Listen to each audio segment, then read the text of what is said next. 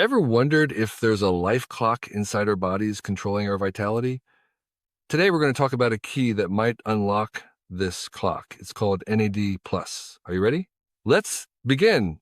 Simply put, NAD+ is like the universal power bank in your cells.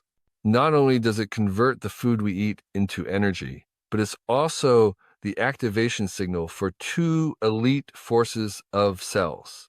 It's absolutely essential. The first force is called sirtuins, the health managers responsible for maintaining cleanliness and efficiency inside the cell. The other is PARPs, the gene repair crew, always ready to fix our damaged DNA. But here's the problem. As we get older, the NAD plus in our bodies depletes significantly. DNA damage increases, keeping the repair crew busier and consuming a portion of it.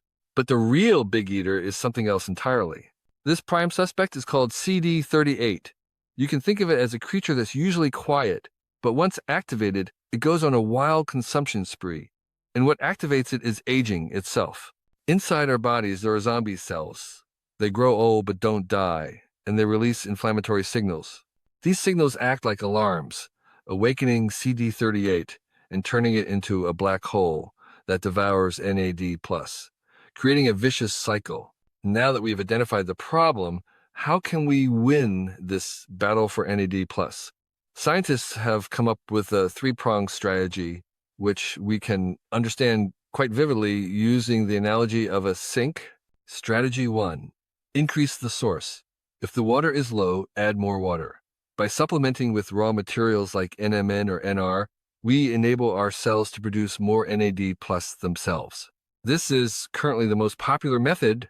Strategy 2, reduce the drain. CD38 is the biggest leak, so we need to find a way to plug it. Scientists have found that a compound in celery called apigenin has this potential.